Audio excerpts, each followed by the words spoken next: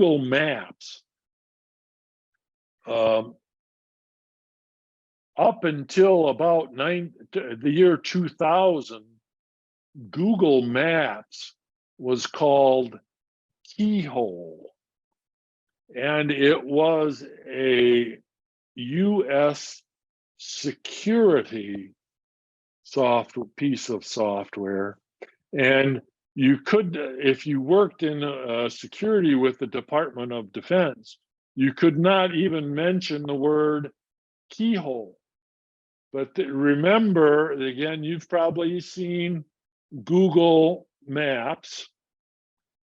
All of this information is assimilated by the screen information. Young people integrate this information almost instantaneously. We people of a certain generation do not integrate this information just by one look. We have to look left to right, top to bottom. So we scroll it this way, whereas young people holistically see it all. So notice the compass rose here. There's directions here. Notice this is called the layers menu. We'll go through it. Notice the different items that you have on the default: restaurants, gas, coffee. And you can also search for various things. If you wanted Indian food, you could type Indian restaurant up there. But notice all of these different tools within it. It becomes a little overwhelming for sometimes. Young people, it just works for them. They just holistically grasp it. Oh, let's go to the next screen. I just touch in order to go from all of this information on it to just the screen. You just touch in an area right there, just a tap, boom, and it will show up. Notice it will say there's traffic down here in places where I go. I'm going to go through now and deal with the different symbols here. Layers. This item right up here looks like this. You touch it and you can change the different types of maps. You can have the default view.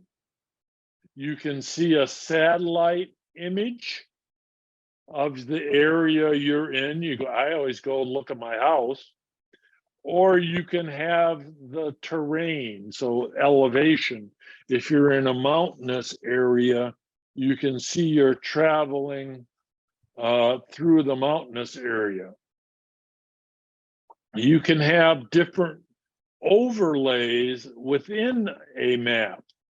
You could have public transit. If you were in a city, New York, Seattle, Vancouver, British Columbia, you have bus routes, subways. You can so that's public transit. You can turn it on and off. You can get traffic. And I believe that Google might have more accurate traffic than Apple Maps because more people use Google Maps. It has by symbols, red line on a road means there's lots of traffic. A green line means there's not much traffic. You could bicycle routes. 3D, if you were downtown New York or downtown San Francisco, you could have the buildings show up.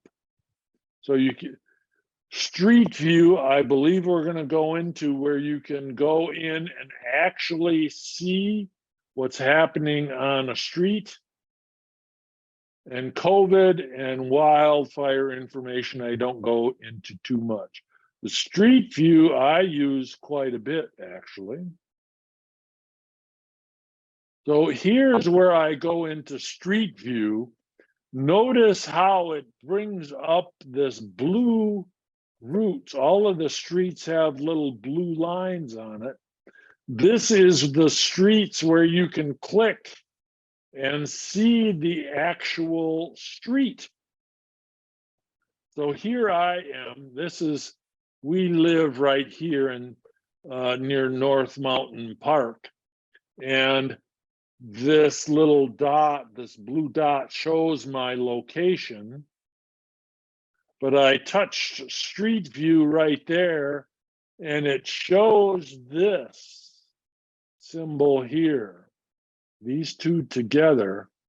And by tapping these directions, you can travel the streets at street level. So you can see this is the Rogue Roasters coffee house. And the pointer gives the direction that I'm looking. Now I'm back to the regular Google Maps, and I can indicate getting directions. That's what this symbol means, is directions. I touch it, and it brings up this particular item. This symbol will take me back to this screen. This area is the to and from. This symbol here swaps them. And these symbols here, by traveling by auto, by public transportation, walking, or traveling by bicycle. Let's go to the next screen. So this is from my location, was a Rogue Roasting coffee shop, to home. I covered home there a little bit, but notice these two directions. You can type in a specific address if you want to, but this is how I would travel by car, or notice that I changed it from car to walking, and then it changed it to this route. And then I clicked start in order for the actual live directions to show up on the screen. So you have to hit start. Notice that you can turn on and off audio directions.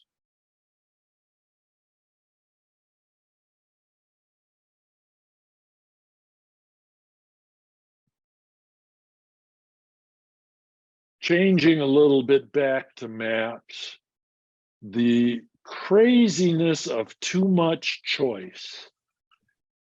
We've covered probably 10 different symbols here, and I'm going to cover another one just right above the directions. The compass rose, I believe, is what the term for this is. If it's this symbol, north, the direction north is at the top of the screen. If you press and hold this symbol, it turns to this symbol, and it is now follows your direction. The direction at the top of the phone, it is oriented towards true direction. It's more of a compass rather than north at the top. It's like a compass. I'll try to show you that in just a second. Oh, here, seek and ye shall find. Just typing up in here, I just typed in coffee shop. And here are all of the coffee shops in Ashland. Notice there's a ranking next to them. I agree with these are top notch. I go to those are my two go-tos, Noble and Row Grocers. And this was back when Mariupol was under attack in the Ukraine war. So I looked up, this is back to maps. And I searched for Mariupol. And then I zoomed into that factory. I don't know if you remember that. And then I went to layer and changed it to satellite. And then I could, yes, it was let me see if I can say it, Azovstal, which was the steel factory where the Ukrainian army was held up and they destroyed this whole factory. But I could zoom in to the factory to see the different features of that factory. So that was, again, my interest. I was interested in knowing about this, think in terms of when this first came out, how this would be valuable to an insurrectionist army. Let's see what's next here. Oh, world travel. If you were to go to London, you could go in and see the different areas. Again, notice these symbols all over the place. You tend to, this one allows you to search with your voice. You can zoom into Tower Bridge, the Tower of London.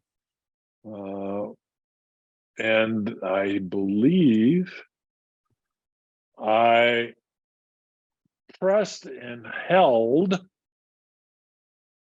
and this little red symbol showed up. And when I did that, this showed up, and it allows me to look. I touch that, see that little symbol right there? And then I can look at London Bridge. I can go across London Bridge there if I want to.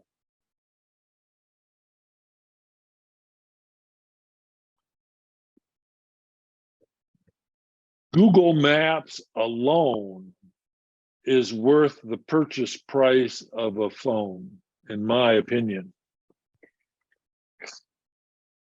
But for another day, for a more advanced presentation, we could talk about sharing one's location. Maureen and I often share our locations so we know where each other's are, where we are. These are the scary parts that is happening now. You need to be familiar with this function. Data aggregation and cluster analysis is what is happening with maps. Data aggregation is if you leave your location services on all the time, it is reporting to Google or it is reporting to Apple where you are, where you go. So that's why you want to put it only while using. You want data location services only while using. It's here. What is that phrase? The future is here. It's just not evenly distributed. If you've got a new phone in your pocket, you're in the future. Notice it tells where I am, the blue dot in the center of the screen. And I'm going to go over here. Let's go over to this area right here by Garfield Park. I'm going to touch. Notice that came up. Notice the two things that just happened. The red anchor point, and then down just above the word dropped, pin and directions showed up. There's a little picture. It has a circle. I'm going to touch that. And notice that it brings up Street View. And notice I can look around Street View.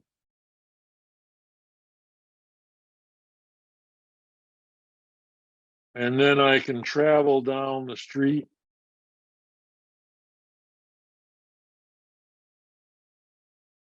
Notice in the map portion, and then when I get to this location, I can look around. In the United States, there's very little information that can legally be precluded from being in this. If you were in Europe, you can have all of the information about you precluded. You can have it removed. I'll go back to map, just hit that back arrow. Let's see, I'm going to bring up, so let's suppose that I want to find grocery stores. So I can just type in Grocer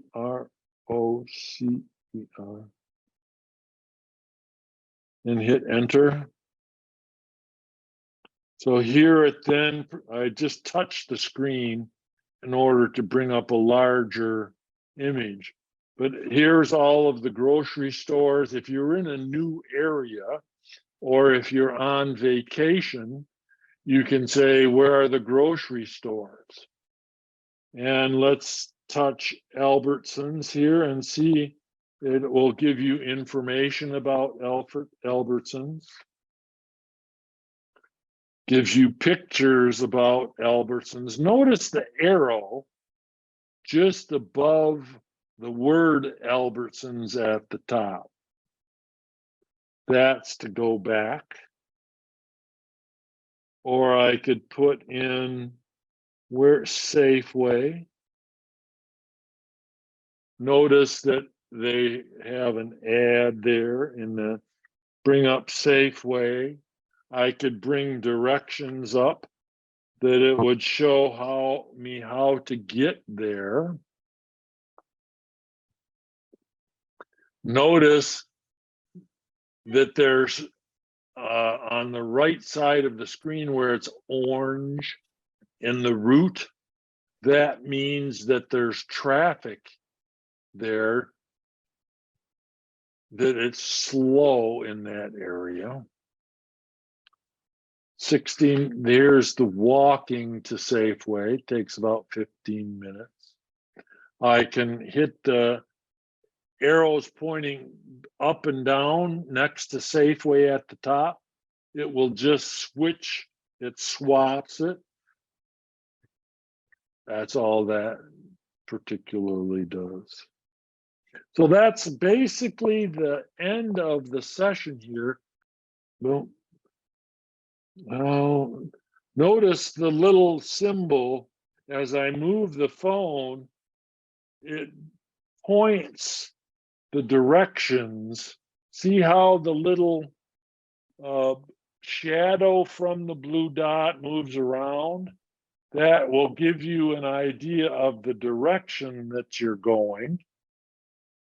And what I wanted to do, notice there's the three symbols on the right side, the top one being the compass rose.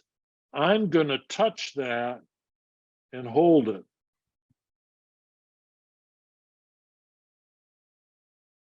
Let's notice how it changed. Now when I move around, the whole map moves around. I find this most useful when I'm driving, or mostly when Maureen is driving and we're trying to find out where we're going. Again, now notice the symbol, how it changed. I'm going to press and hold it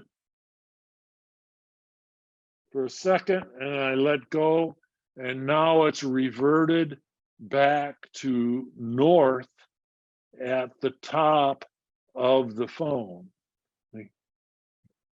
Press and hold and release, and now the phone map rotates with the direction that I'm pointing the top of the phone, and then I'll change it back. Bernie's telling me I have to stop here. Let's bring back